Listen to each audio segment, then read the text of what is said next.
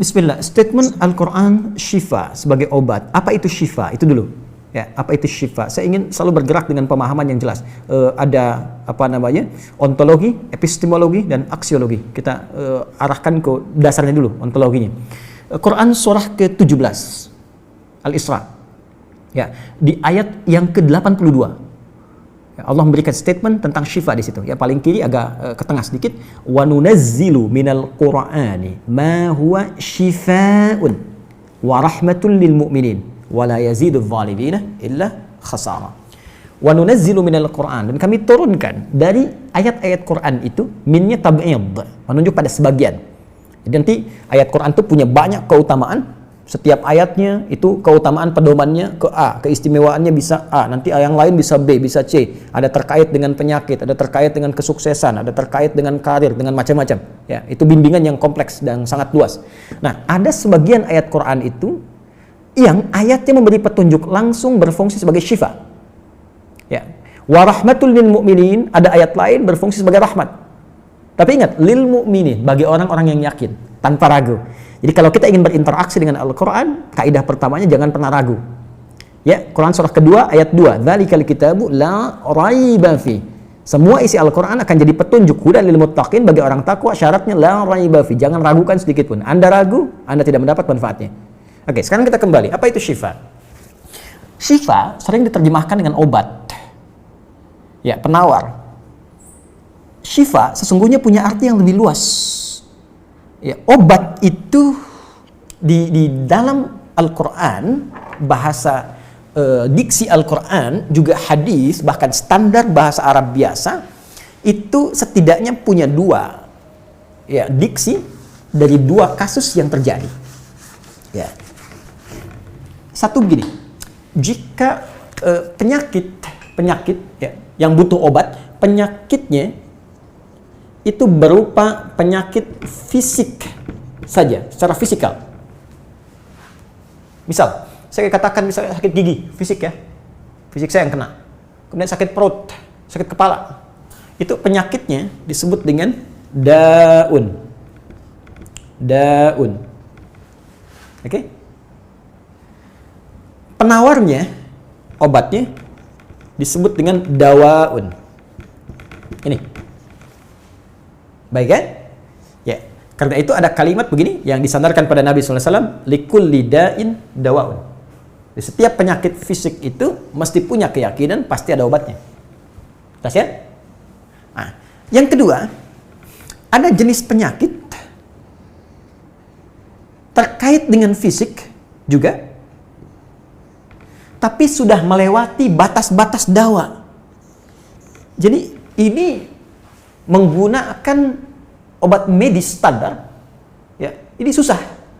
Bahkan sebagian mengatakan, dokter mengatakan, wah ini nggak bisa nih, udah give up gitu kan?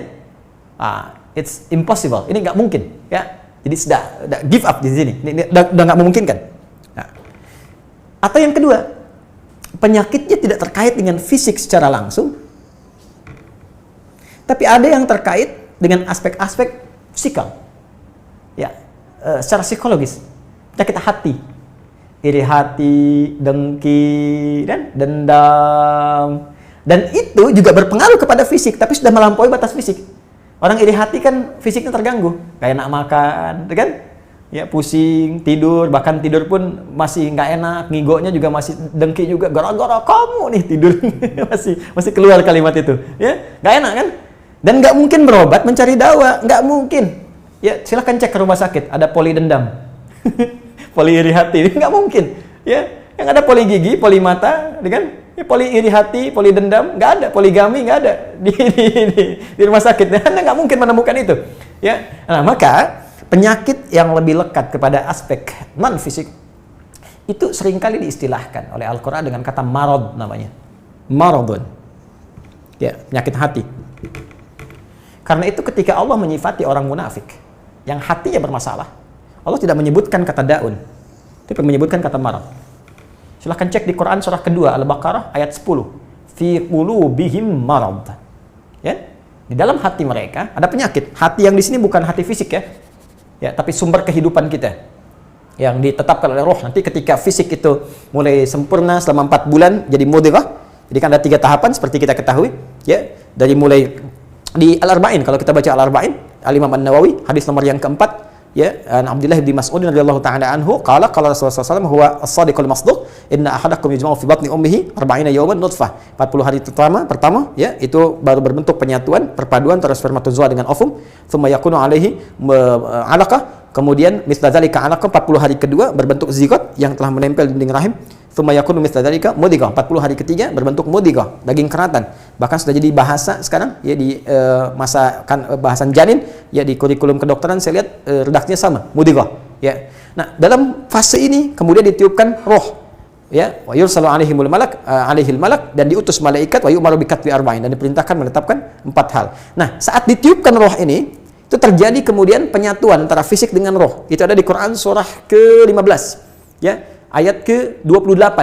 Ya, wa idz qala rabbuka lil malaikati inni khaliqun basyaran min salsalin min hama'in masnun fa idza sawaituhu wa nafakhtu fihi min ruhi. Jadi roh masuk ke dalam jasad seseorang, ya, ke dalam fisik seseorang. Ketika sudah masuk, dia bisa bernafas, kan? Ada kehidupan, unsur kehidupan. Karena itu nafas terambil dari bahasa Al-Qur'an. Jadi begitu kemudian sudah masuk roh ke dalam jiwa, menjadi nafas namanya, berubah dari roh jadi nafas. Ya, maka dia membawa 2 potensi. Ya, ada fujur, ada takwa. Di Quran surah 91 ayat 7 sampai 10. Wa nafsi wa ma sawwaha fa alhamaha fujuraha wa taqwaha. Jelas, ya? Maka wa nafsi wa ma sawwaha, jika roh sudah masuk ke dalam jiwa jadi nafas, dan disitulah manusia bisa bernafas. Tapi jangan lupa, dia membawa 2 potensi. Ada potensi kebaikan, takwa, ada katalis kebaikan. Saya tidak mengatakan yang buruk. Itu katalisnya. Jadi lawannya langsung. Yaitu jujur, lawannya dusta. Ya, marah, lawannya sabar. Yang sabar itu takwa, jujur itu takwa. Yang marah, yang sombong, yang bohong, itu namanya fujur. Itu katalisnya. Di Allah menciptakan sifat marah, bukan ingin membuat Anda pemarah, tapi ingin kemudian memacu supaya yang sabarnya muncul. Sebab kalau nggak ada marah, bagaimana bisa ada sabar? Itu cara membacanya. Nah, di sini terjadi pergolakan. Ya. Apa kaitannya dengan ini? Orang-orang yang tidak bisa mengendalikan sifat takwanya dan tidak menjadikan sifat fujurnya sebagai katalis, tapi diikuti menjadi dominan, maka jadi penyakit di hatinya. Itu yang disebutkan dengan marad namanya. Ya, itulah yang memunculkan penyakit ria, pamer, gitu kan? Sum'ah, ingin didengar orang, sombong turunannya, ya, kemudian dendam dan sebagainya. Ini marad. Marad ini dan penyakit yang sudah melewati batas fisik, kalaupun terkait dengan fisik, nggak ada obatnya dari dawa. Yang ada hanya syifa. Syifa. Maka jika ada orang tertentu yang terkena penyakit fisik yang sudah di luar batas dawa, yang medis misalnya udah nggak bisa nih, ini nggak mungkin, maka beralihlah dari dawa ke syifa. Ini yang pernah dilakukan oleh Nabi Ayyub alaihissalam. Ketika diuji dengan penyakit, Allah contohkan langsung supaya kita bisa meniru. Bukankah ayat ini turun ketika Nabi diuji dengan penyakit? Ya, supaya memohon kepada Allah. Jadi kan Nabi Ayub kan divonis dengan penyakit yang tidak pernah diderita oleh orang sebelum beliau, tidak akan dirasakan oleh orang setelahnya. Yang paling menarik apa yang dilakukan? Ketika semua mengatakan nggak mungkin, lalu turun kemudian gambaran dari Allah. Quran surah ke-21 ayat 83 sampai 84. Wa ayyuba, pakai fathah loh, bukan dhamma, bukan kasrah. Ya, fathah itu menunjukkan sesuatu di masa lalu untuk dibuka bagi orang di masa depan. Ya, fathah itu dibuka. Itu ilmu lughahnya. Saya spesialisasi di bahasa Arab. Jadi di antara makna itu fathah, kenapa ada fathah, ada dhamma, ada kasrah, itu ada maknanya. Wa ayyuba, dan kami buka kisah Ayub di masa lalu sebagai inspirasi untuk orang di masa depan. Idnada rabbahu anni masanni yadhurru wa anta arhamur rahimin. Ketika beliau mulai meninggalkan opini manusia dan mulai kembali kepada Allah dengan sangat kuat untuk spesifik memohon kesembuhannya. Ya Allah, penyakit ini sudah mengganggu saya. Untuk ibadah, itu poinnya. Untuk ibadah. Jadi ternyata kalau ingin disembuhkan dengan cepat, arahkan kesembuhan itu untuk niat kita beribadah. Kalau cuma pengen sembuh saja, jangankan Anda yang belum beriman pun kalau sakit pengen sembuh. Terus Anda tujuannya apa dari kesembuhan itu?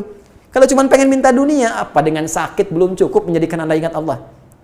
Maka arahkan permohonan itu untuk kesembuhan supaya punya niat ibadah. Ya Allah, saya pengen sholat lagi. Ya Allah, saya pengen ke masjid lagi, pengen tahajud lagi. Mohon ya Allah, penyakit ini sudah mengganggu saya tahajud, saya pengen sholat lagi. Wa anta arhamur rahimin, sedangkan engkau yang paling sayang kepada saya. Kalau yang maha penyayang saja tidak menyembuhkan saya, kepada siapa lagi saya mesti memohon? Anda tahu apa yang terjadi?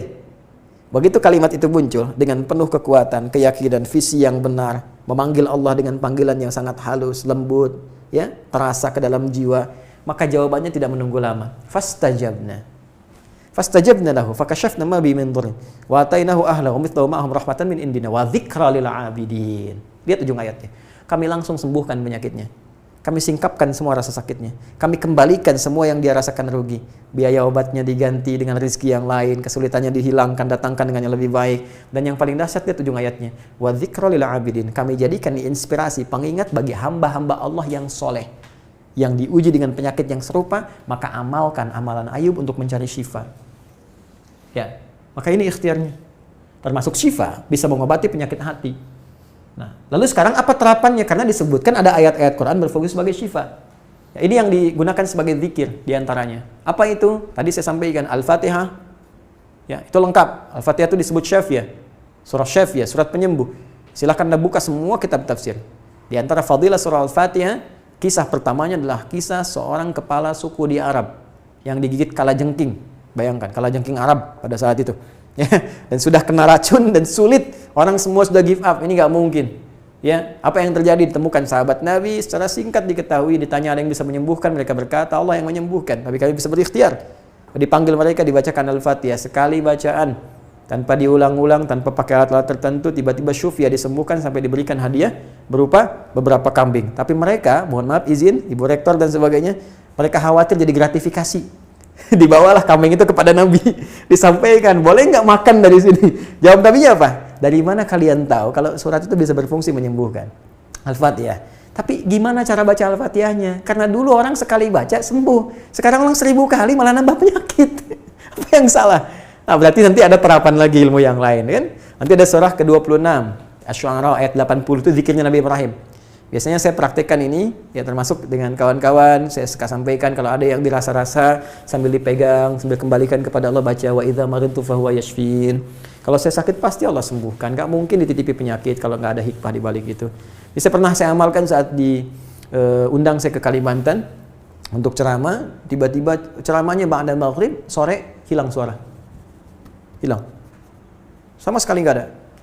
Ya begitu salat, ya kita sama amalkan tadi dengan penuh keyakinan, minta ikhtiar juga, pakai fresh care gini, tapi kita minta ya Allah, ya wa idza maridtu fahuwa yashfin. Kalau saya sakit pasti Allah sembuhkan. Nggak mungkin ditugaskan kalau Allah nggak berikan perangkatnya, pasti diberikan. Nah, tahu apa yang terjadi? Begitu ngimamin maghrib, suara keluar, serak-serak, basah. Begitu tausiah, keluar sempurna. Ba'da isya nyambung, keluar sempurna. Habis ceramah, hilang lagi suara. Hilang lagi suaranya. Supaya disuruh istirahat, gak banyak nanya orang gitu kan. Tapi itu menarik.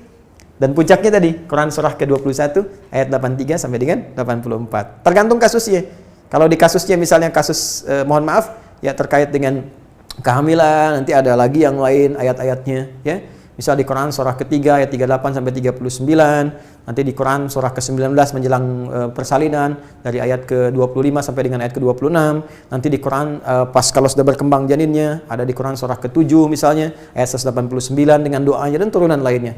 Bahkan bisa diamati teman-teman yang di SPOG misalnya atau di kebidanan, ada nanti ayat-ayat spesifik. Quran surah ke-22 ayat yang kelima, ya ada di Quran surah ke-23 Al-Mu'minunnya ya ayat 11 sampai 13 itu lengkap sekali. Kita bisa gali sampai ke situ. Itu yang kita maksudkan syifa. Jadi keluarkan ayat-ayatnya, tapi bukan sekedar dibaca, dalami isinya. Sehingga paham apa yang harus dilakukan. Karena di sini nanti ada konsep ikhtiar juga.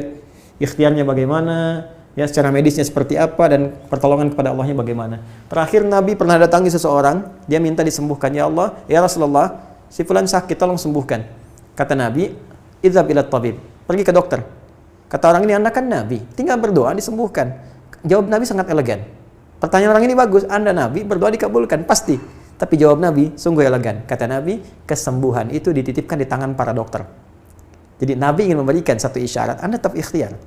Karena tidak selamanya Nabi akan hidup. Ya, karena itu dokter-dokter mesti belajar. Saya menambahkan dokter-dokter yang bisa belajar dari Quran juga. Saya mengharapkan nanti ada dokter mata yang hafal, ya, misalnya ayat-ayat tentang doa, ayat tentang mata, ya, riset tentang ayat-ayat mata, hadis-hadisnya apa, sehingga Anda bisa menerapkan resep-resep yang indah. Ya, waduh, kenapa nih dok, mata saya nih nggak bisa dikontrol nih, sakit. Kenapa? Saya kalau ngelihat tetangga beli kulkas sakit, kan nggak bisa dikasih obat tuh ya. Anda bisa kasih resep Quran surat sekian, ayat sekian, sekian. Nah, itu yang banyak kejadian sekarang. Ya, orang matanya sehat tapi tidak bisa membedakan mana milik dia, mana milik orang lain. Demikian juga dengan yang lainnya. Itulah syifa. Wallahu ta'ala a'lam bishawab.